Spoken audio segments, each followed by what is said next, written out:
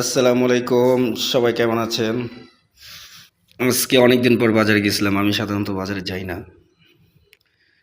বাজারে কোনটা কি দাম দেখি, অনলাইনে তো অনেক দাম দেখা যায়, কিন্তু প্রকৃত দাম কি দেখেন?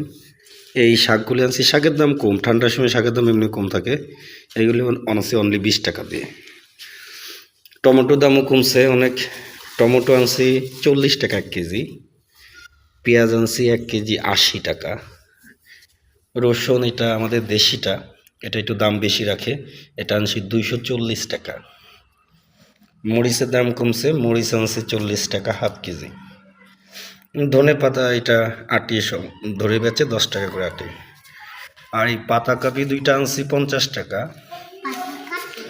আলু এনেছি 80 টাকা, এটা নতুন আলু। এবং এখানে আছে পাঙ্গাস মাছ 2 কেজি মতো। এই কয় কেজি আমার খেয়াল নাই। পাঙ্গাস মাছ এনেছি 400 টাকা, ঠিক আছে। এই আর পুঁটি মাছ আনছি। পুঁটি মাছ ভেজে খেতে ভালো লাগে, তো পুঁটি মাছটা আবার আমার ফুপি কাটতেছে, আপনার দেখাই।